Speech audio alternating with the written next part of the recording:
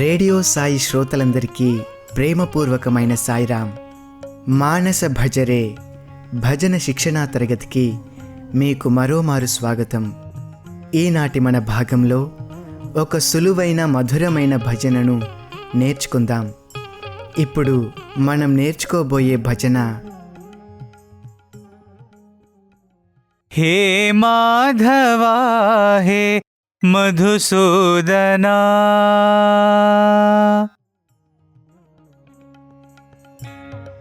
మోహన రూపుడైన శ్రీకృష్ణుణ్ణి కీర్తించే ఈ భజనలో మొత్తం 4 పంక్తులు ఉన్నాయి. మన కార్యక్రమంలో ముందుగా ఇందులోని ప్రతి పదాన్ని ఎలా ఉచ్చరించాలో తెలుసుకుందాం.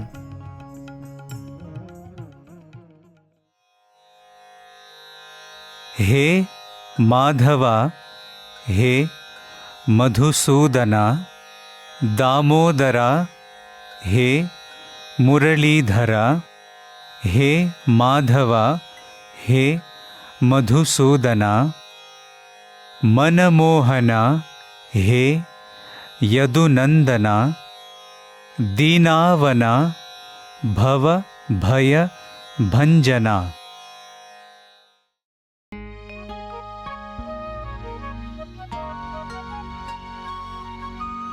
ఈ భజన హిందుస్థానీ సంగీతంలోని శుద్ధ సారంగ రాగం యొక్క స్వరస్థానాలను కలిగి ఉంది.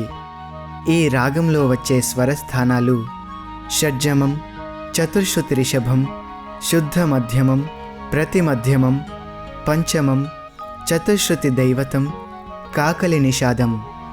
అదేవిధంగా ఈ భజన 8 మాత్రలు గల ఆది తాళంలో ఉంది.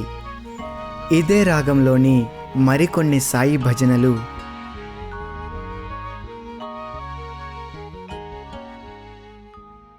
అయోధ్యా విహారీ శ్రీరామ రామ రామ, పరతీశ్వర శ్రీ సాయి ప్రభో. ఈ భజన యొక్క రాగ తాళాలను తెలుసుకున్న తరువాత ఇక ఈ భజనను పాడే విధానాన్ని మనం నేర్చుకుందాం. ఇందులో మొదటి గాయకుడు పాడినప్పుడు శ్రద్ధగా విని రెండవ గాయకునితో కలిసి అనుసరించినట్లయితే మనం ఈ భజనను నేర్చుకోవచ్చు.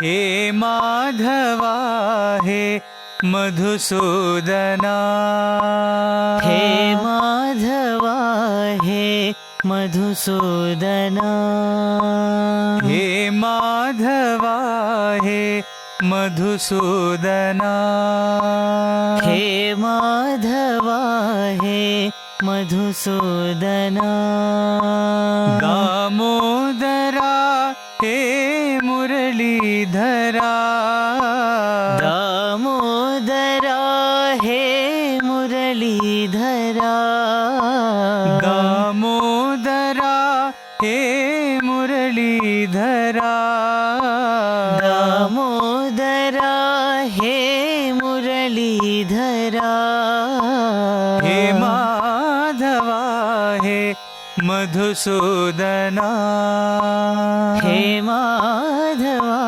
హే మధుసూదనా, మనమోహనా హే యదునందనా, మనమోహనా హే యదునందనా, మనమోహనా హే యదునందనా, మనమోహనా హే యదునందనా, దీనావనా భవ భయ భంజనా, దీనావనా భవ భయ భంజనా, దీనావనా భవ భయ భంజనా, దీనావనా భవ భయ భంజనా.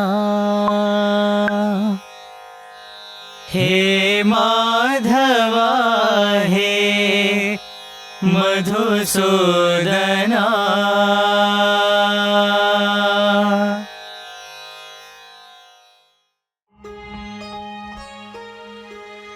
శ్రోతలందరూ చక్కగా అనుసరించారు కదూ.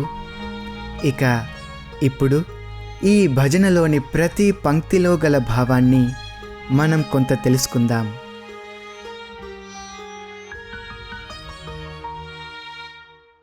हे माधवा हे मधुसूदना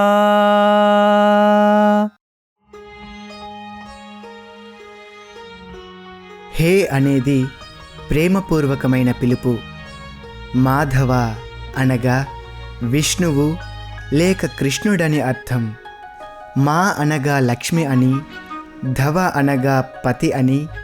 కనుక మాధవ అంటే లక్ష్మీపతి అని ఒక అర్థం. అంతేకాకుండా మా అంటే ప్రకృతి అని ఒక అర్థం, మాయ అని మరొక అర్థం. మాధవ అంటే ప్రకృతికి లేక మాయకు అధిపతి అని అర్థం. 2009 ఫిబ్రవరి 14వ తేదీన భగవాన్ ముద్దనహల్లిలో శ్రీ సత్యసాయి ఉన్నత విద్యా సంస్థ యొక్క 4వ క్యాంపస్కు శంకుస్థాపన చేశారు. 2008 నవంబర్ 23వ తేదీన స్వామి ముద్దనహల్లిలో ఇన్స్టిట్యూట్ 4వ క్యాంపస్ ప్రారంభించబోతున్నాము. అది 1 సంవత్సరంలో తయారవుతుందని ప్రకటించారు. అందుకు కావలసిన సౌకర్యాలన్నీ తానే కల్పిస్తానని, ఎవరి నుండి ఏ విధమైన విరాళాలు తీసుకోనవసరం లేదని, లక్ష్మి నా వక్షస్థలంలో నివసిస్తున్నప్పుడు మరొకరి ధనంతో నాకు పని లేదని వక్కాణించారు. స్వామి సాక్షాత్తు శ్రీమన్నారాయణుడు, శ్రీ మహావిష్ణువు, లక్ష్మీనాథుడు అనటానికి ఇంతకంటే నిదర్శనం ఇంకేం కావాలి? మధుసూదన అనే పదానికి మధు అనే రాక్షసుణ్ణి సంహరించిన వాడని అర్థం. మధువు అంటే మధురమైనది అని అర్థం. అది తేనె కన్న తీయనైనది. అయితే మానవునికి అతి మధురమైనది అహంకారం. దానిని సమూలంగా నిర్మూలించేవాడు ఒక్క భగవంతుడు మాత్రమే. మానవుని కర్మ ఫలానికి కూడా మధువనే పేరున్నది. మన కర్మలను, ఆ కర్మ ఫలాలను నిర్మూలించేవాడు భగవంతుడు. కనుక మధుసూదన అనే పదం ఆయనకు సరిగ్గా సరిపోతుంది. 1963 కృష్ణాష్టమి నాటి దివ్యోపన్యాసంలో స్వామి సుగుణ అనే గోపిక వృత్తాంతాన్ని వివరించారు. శ్రీకృష్ణుడు ఒకసారి కడుపు నొప్పితో బాధపడుతున్నట్లు నటించాడు. సత్యభామ ఎన్నో మందులు, మాకులు ప్రయోగించింది, కానీ ఫలితం లేకపోయింది అని చెబుతూ స్వామి, అదంతా నటన. నేను గురుపూర్ణిమకు ముందు పక్షవాతం వచ్చినట్లు నటించాను కదా, అలాంటిదే కృష్ణుని నటన అన్నారు. సత్యభామ రుక్మిణిని తన భవనం లోపలికి కూడా రానివ్వలేదు. అయితే సుగుణ అనే గోపిక కృష్ణునికి కలిగిన వేదనకు ఎంతో కలతపడుతూ ద్వారం దగ్గర నిలిచి ఉంది. అప్పుడు రుక్మిణి తాను కృష్ణునికి పంపాలనుకున్న పదార్థాలను సుగుణ చేతికిచ్చి ఎలాగో ఒకలాగా లోపలికి ప్రవేశించమని ప్రోత్సహించింది.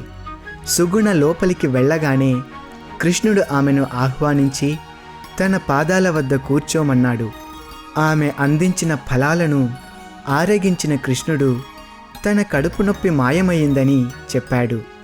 సుగుణ యొక్క నిర్మలమైన, నిస్వార్థమైన భక్తి ప్రభావంతోనే కృష్ణుని ఆవేదన దూరమయ్యిందని స్వామి అన్నారు. సత్యభామ అవే పండ్లను స్వయంగా కృష్ణునికి అందించినప్పుడు అవి ఏమాత్రమూ రుచిగా లేవని త్రోసివేశాడు.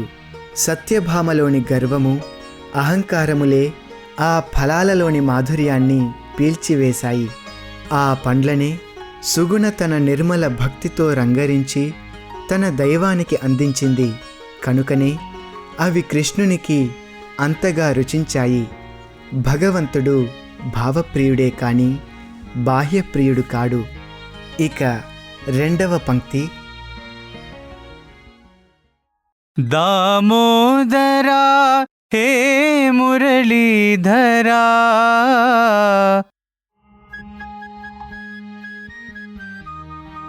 ఇందులో దామోదర అనేది మొదటి పదము. దామ అంటే త్రాడు, ఉదరము అంటే పొట్ట. త్రాటితో కట్టబడిన ఉదరము కలవాడని దీని అర్థం. శ్రీకృష్ణుని అల్లరి చేష్టలకు విసిగిపోయిన యశోద అతడు ఎక్కడకు కదలకుండా ఉండాలని త్రాటితో కట్టివేసింది. అయితే కృష్ణుడు త్రాటితో కాదు, యశోదాదేవి వాత్సల్యానికి కట్టుబడ్డాడని స్వామి అన్నారు. మురళీధర అంటే మురళిని ధరించినవాడని అర్థం. శ్రీకృష్ణుడు మురళిని ఆలపించినప్పుడు ఆ గాన మాధుర్యంలో గోపికలు గోపాలురే కాక గోవులు, వృక్షములు, లతలు, యమునా నది ఒకటేమిటి సమస్త ప్రకృతి ఓలలాడింది. ఆ మురళి గోపాల బాలుని పెదవులపై నాట్యమాడింది. మురళికి అంతటి మహద్భాగ్యం లభించడానికి కారణమేమిటో స్వామి ఈ విధంగా వివరించారు. మురళి నిటారుగా ఎటువంటి వంకరలు లేకుండా ఉంటుంది. లోపల అంతా ఖాళీ, ఏ విధమైన అడ్డంకులు ఉండవు. అంటే అహంకారానికి అందులో ఏమాత్రమూ తావులేదు. మనము కూడా నిరహంకారంగా, నిస్వార్థంగా భగవంతునికి సర్వసమర్పణ కావించినప్పుడు మన దేహాలను మురళిగా మార్చి మోహన రాగాన్ని ఆలపిస్తాడు. మురళీధర అనే పదాన్ని మనం పలికినప్పుడు కృష్ణ భగవానునికి అత్యంత ప్రియమైన మురళిగా మనలను మార్చమని స్వామిని ప్రార్థించుకోవాలి. మన సాయి కృష్ణుని దివ్య హస్తాలలో మురళిగా రూపొందిన మహనీయుడు కీర్తిశేషులు విక్టర్ కాను 2001లో స్వామిని ఆఫ్రికా రమ్మని ఫాదర్ చార్లెస్ ఒగాడా కోరినప్పుడు స్వామివారు మందహాసంతో, నేను ఇప్పటికే ఆఫ్రికాలో ఉన్నాను, విక్టర్ కానూలో ఉండి అతని ద్వారా పనిచేస్తున్నాను అన్నారు. విక్టర్ కాను సత్యసాయి బాబా గాడ్ ఇన్కార్నేట్ అనే గ్రంథాన్ని రచించి మొదటిసారిగా ప్రచురించినప్పుడు ఒక విద్యార్థి మందిరం పోర్టికోలో ఆ పుస్తకాన్ని చదువుతూ ఉండగా స్వామి చూశారు. ఏం చదువుతున్నావు అని అడిగారు. ఆ అబ్బాయి తన చేతిలో ఉన్న పుస్తకం స్వామికి చూపాడు. అది చూచి స్వామి, విక్టర్ కాను మంచివాడు, ఆ పుస్తకం మంచిది అన్నారు. స్వామి ఆయనతో ఎన్నో అద్భుతాలు చేయించారు. అందులో అన్నింటికీ మించిన అద్భుతం జాంబియాలోని సత్యసాయి స్కూల్. విక్టర్ కాను ద్వారా స్వామివారు ఏ స్కూల్కు పనికిరాని, ఏ స్కూలులోనూ చేర్చుకొని, ఏ స్కూలుకి అనుమతించబడని వీధి బాలలను ఆదర్శ విద్యార్థులుగా రూపొందించారు. ఫాదర్ చార్లెస్ అంటారు, విక్టర్ జీరోస్ను స్కూలులో చేర్చుకొని వారిని హీరోస్గా మార్చారు అని. విక్టర్ కాను స్వామిని ఎంతగా ప్రేమిస్తారో ఆ విద్యార్థులను కూడా అంతే ప్రేమతో చూశారు. నిరంతరము సాయి ప్రభు, నన్ను మీ చేతులలో ఒక పనిముట్టుగా ఉపయోగించుకోండి అని ప్రార్థిస్తారు. స్వామి, తప్పక నిన్ను నా ఇన్స్ట్రుమెంట్గా ఉపయోగించుకుంటాను అన్నారు. భగవాన్ శ్రీ సత్యసాయి బాబా సాక్షాత్తు భగవంతుడు. నేను నా పూర్వీకులు, ఆఫ్రికా వాసులు అందరూ ఆరాధించే దైవమే సత్యసాయి అని చెప్పటానికి ఇంతకన్నా ఇంకేం కావాలి అని విక్టర్ అంటారు. ఈ విక్టర్ కానూలాగా మనలను కూడా పరికరాలుగా ఉపయోగించుకోమని స్వామిని ప్రార్థించుకోవాలి. తరువాయి పంక్తి. హే మాధవా హే మధుసూదనా.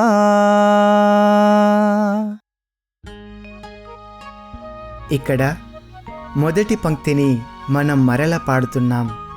మాధవ అంటే ధ్యానం వల్ల, మౌనం చేత, యోగం చేత అనుభూతమయ్యే దివ్యత్వమని కూడా అర్థం. మా అంటే మౌనము, ధ అంటే ధ్యానము, వా అంటే యోగము అన్న అర్థం మహాభారతంలో చెప్పబడింది. మనలను, మన మనోభావాలను మౌనంగా పరిశీలించేవాడు, మన సమస్త మనోవాక్కాయ కర్మలకు సాక్షీభూతుడైన వాడు మాధవుడు. అటువంటి దైవానికి మనం భక్తితో ప్రణమిల్లుతున్నాము. తరువాయి పంక్తి.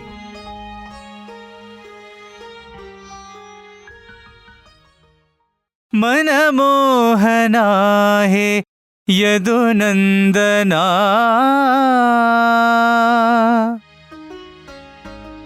మనస్సును మోహింపజేసేవాడు మనమోహనుడు. యదువు యొక్క వంశంలో జన్మించినవాడు. ఆ వంశీయులందరికీ ఆనందాన్ని అందించేవాడు యదునందనుడు. రాక్షస సంహారార్థం దేవతలంతా మహావిష్ణువు ఆజ్ఞానుసారం ఈ భూలోకంలో యాదవులుగా జన్మించారు. ఈ విషయాన్ని నారదుడు దుర్మార్గుడైన కంసునికి తెలిపాడు. దేవకి అష్టమ గర్భంలో జన్మించినవాడే నీ ప్రాణాలను తీస్తాడని హెచ్చరించాడు. అన్యదా శరణం నాస్తి గ్రంథంలో శ్రీమతి విజయకుమారి గారు 1961లో తొలిసారిగా ప్రశాంతి నిలయంలో జరిగిన వేద పురుష సప్తాహ జ్ఞానయజ్ఞాన్ని గురించి వివరించారు. ఆ సందర్భంగా ఎందరో వేద పండితులు ఉపన్యాసించారు. వారిలో ప్రముఖులు కల్లూరి వీరభద్ర శాస్త్రి. భాగవతంలోని శ్రీకృష్ణావతార తత్వాన్ని ఆయన ఎంతో చక్కగా వర్ణించేవారు.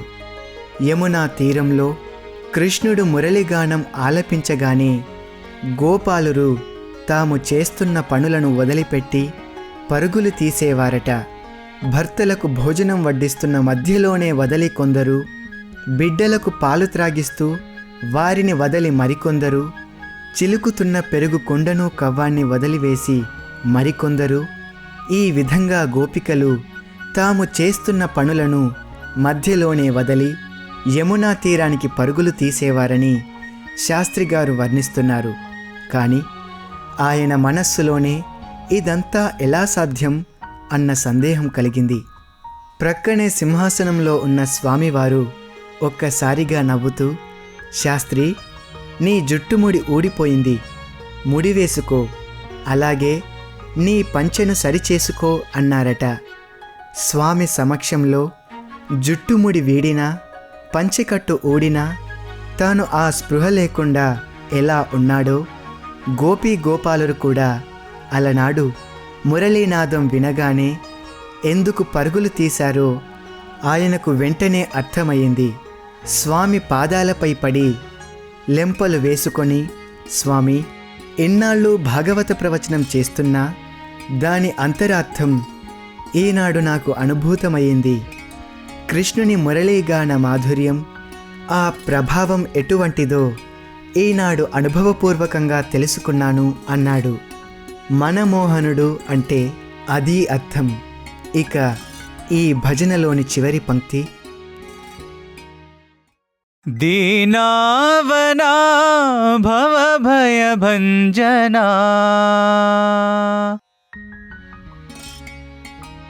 దీనులను దిక్కులేని వారిని కాపాడువాడు దీనావనుడు. భవము అనగా పుట్టుక. ఈ భవసాగరం యొక్క భయమును తొలగించువాడు భవభయభంజనుడు. సాగరంలో దారి తెన్ను తెలియక భయంతో కొట్టుమిట్టాడేవాడి భయాన్ని తొలగించి తీరాన్ని చేర్చే నావ వంటివాడే ఈ భవభయభంజనుడు. ఇక్కడ ఒక చక్కని అనుభవాన్ని విందాం. ఒక పూర్వ విద్యార్థి తండ్రి మరణించారు. అతని తల్లి ఎంతో కష్టపడి కుమారుణ్ణి చదివిస్తోంది. అయితే కుటుంబ పోషణ భారమైన పరిస్థితిలో ఆమె రిజిస్ట్రార్ గారికి ఒక లెటర్ రాసింది. నా కుమారుడికి హాస్టల్ ఫీజు కూడా చెల్లించలేని దీనస్థితిలో ఉన్నాను. హాస్టల్ ఫీజు చెల్లించకుండా నా బిడ్డ చదువుకోగలిగే అవకాశం ఏదైనా ఉందా అని ఆ లేఖ సారాంశం. రిజిస్ట్రార్ గారు ఆ ఉత్తరాన్ని స్వామికి చూపారు. యూనివర్సిటీ ఛాన్సలర్గా భగవాన్ నిర్ణయం తీసుకోవలసి ఉంది. వెంటనే స్వామి ఆ విద్యార్థి చెల్లించవలసిన హాస్టల్ ఫీజు తానే చెల్లిస్తానని చెప్పారు. ఆ రోజు మధ్యాహ్నం స్వామి 2:45కే దర్శనానికి వచ్చారు. బర్త్డే బాయ్స్ని బ్లెస్ చేశారు. ఇంటర్వ్యూ రూమ్లోకి వెళ్ళిపోయారు. ఈ విద్యార్థి బృందావనంలో చదువుతున్నాడు. బృందావనం విద్యార్థులు స్వామి జన్మదినోత్సవానికి పర్తిలోనే కొన్నాళ్ళుంటారు. వారి క్లాసెస్ కూడా ఇక్కడే జరుగుతాయి. ఆ రోజు అతని క్లాసెస్ 3:45 వరకు జరిగాయి. 4 గంటలకు మందిరానికి వచ్చాడు. సెంట్రల్ ట్రస్ట్లో పనిచేస్తున్న హరిశంకర్ అనే పూర్వ విద్యార్థి వెనుక కూర్చొని ఉన్నాడు. ఈ అబ్బాయి ఇంత లేటుగా వచ్చి ట్రే పట్టుకొని కూర్చున్నాడు. స్వామి అందరినీ బ్లెస్ చేసి లోపలికి వెళ్ళిపోయారు కదా అని హరిశంకర్ అనుకున్నాడు. ఈ అబ్బాయి వచ్చి కూర్చోగానే ఇంటర్వ్యూ రూమ్ తలుపు తెరుచుకుంది. స్వామి వేగంగా వచ్చి పోర్టికోలో నిలబడి ఈ అబ్బాయిని పిలిచి, ఎందుకింత ఆలస్యంగా వచ్చావు అన్నారు. అటువైపు నుండి రిజిస్ట్రార్ను పిలిచి మెల్లగా ఏదో మాట్లాడారు. తరువాత తెలిసింది, స్వామి ఆ విద్యార్థి అవసరాలన్నీ తానే తీర్చుతానని, ఆనాటి నుండి అతని పూర్తి బాధ్యత తానే వహిస్తానని తెలియజేశారు. ఇక మీదట నీవు ఏ విషయాన్ని గురించి ఎప్పుడూ ఎక్కడా భయపడనవసరం లేదని అతనికి అభయప్రదానం చేశారు. అంతటి ప్రేమ స్వరూపులు, దయాసాగరులు మన స్వామి. దీనావన అనే పదానికి ఇదే చక్కని అర్థం.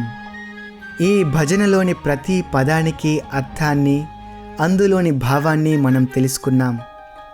తమ దివ్యత్వాన్ని వివరించే భజనను స్వామి స్వయంగా గానం చేయడం మనం ఇప్పుడు విందాం.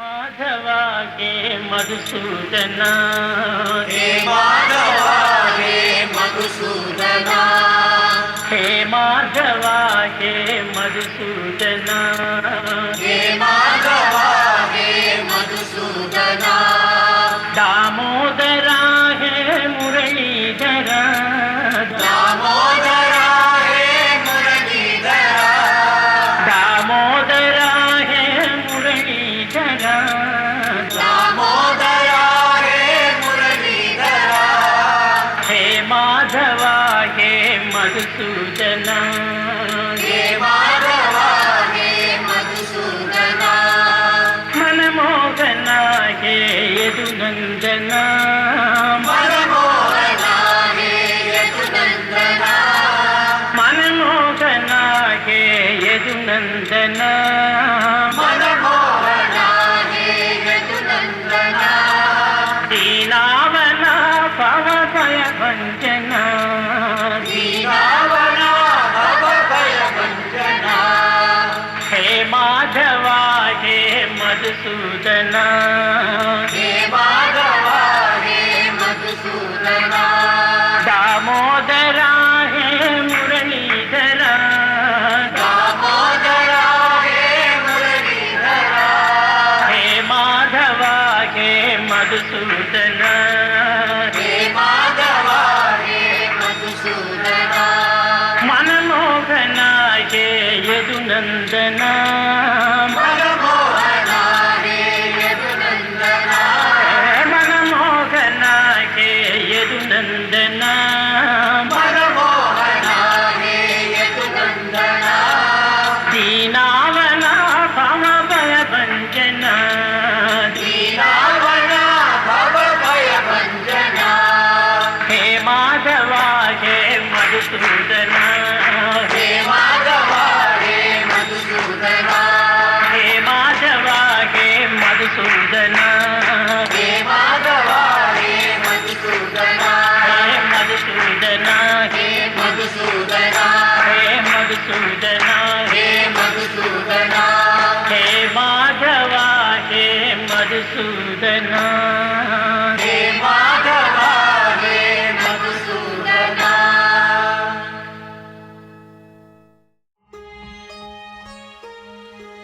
ఈ భజనలోని భావాన్ని తెలుసుకున్న తరువాత ఇప్పుడు మరొక్కసారి ఈ భజనను పాడే విధానాన్ని మనం నేర్చుకుందాం.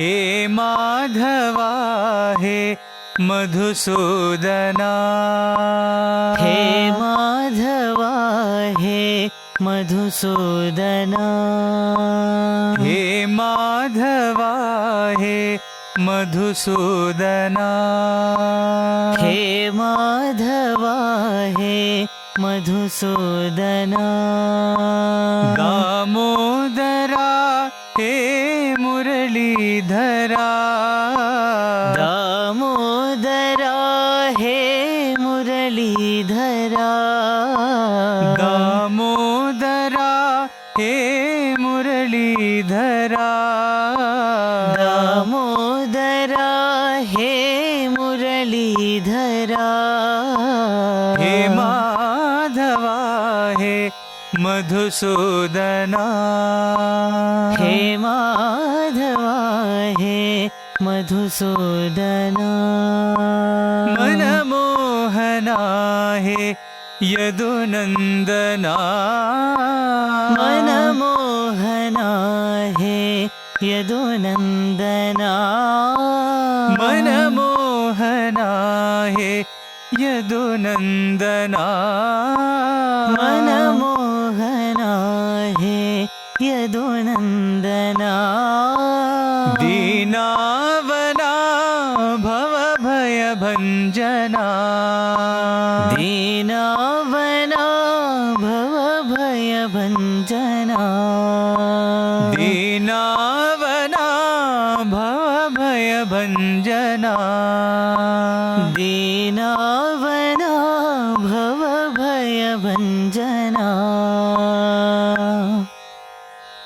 हे माधवा हे मधुसूदना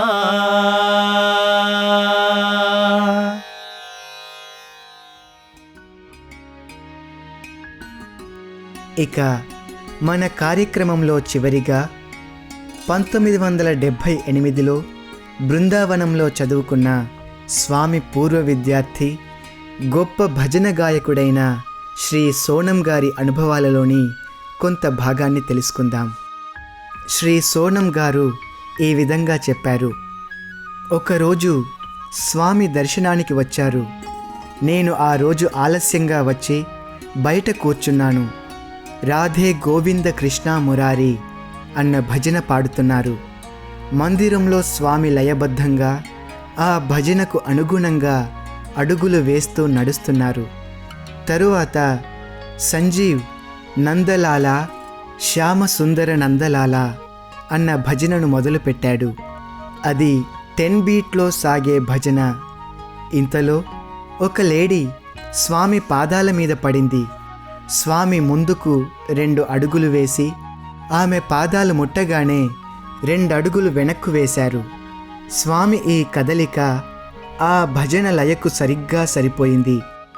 స్వామి అచ్చంగా శ్రీకృష్ణునిగా గోచరించారు నా కన్నులకు. కౌస్తుభధారి వనమాలాధర అంటూ భజన నడుస్తున్నప్పుడు స్వామి మురళీగానం చేస్తున్నట్లుగా ఆ ధ్వని పరిసరాలనంతా నింపివేసి ప్రతిధ్వనిస్తున్నట్లుగా భావన కలిగింది. స్వామిని చూస్తుంటే కౌస్తుభం వనమాలను ధరించి మురళీగానం చేస్తున్న శ్యామసుందరుడే నా కన్నుల ముందు కదలాడాడు. మరొక ఇన్సిడెంట్లో నేను పిహెచ్డి చేస్తున్నప్పుడు ఒకరోజు నేను మందిరానికి వెళ్తుండగా పండిట్ శ్యామ్ శ్రీవాత్సవ గారు స్కూల్కు వెళ్తూ నాకు ఎదురుపడ్డారు. నీవెప్పుడైనా మలహార్ జయజయవంతి రాగాలను కలబోసి పాడే ప్రయత్నం చేశావా అని ఆయన అన్నారు. వెంటనే నేను లంచ్ కూడా చేయకుండా ఇన్స్టిట్యూట్కి వెళ్ళి ప్రేయర్ హాల్లో హార్మోనియం పట్టుకొని కూర్చున్నాను. భజనలోని పదాలు చరణాలు అన్నీ వరుసగా నాలో నుండి వెలువడసాగాయి. వెంటనే ఆ భజనను రాసుకున్నాను. ఈ భజనను సంజీవ్ స్వామి ముందు పాడాడు. అలా స్వామి ఆ భజనను నా ద్వారా కంపోజ్ చేశారని దాన్ని ఈ విధంగా పాడి వినిపించారు.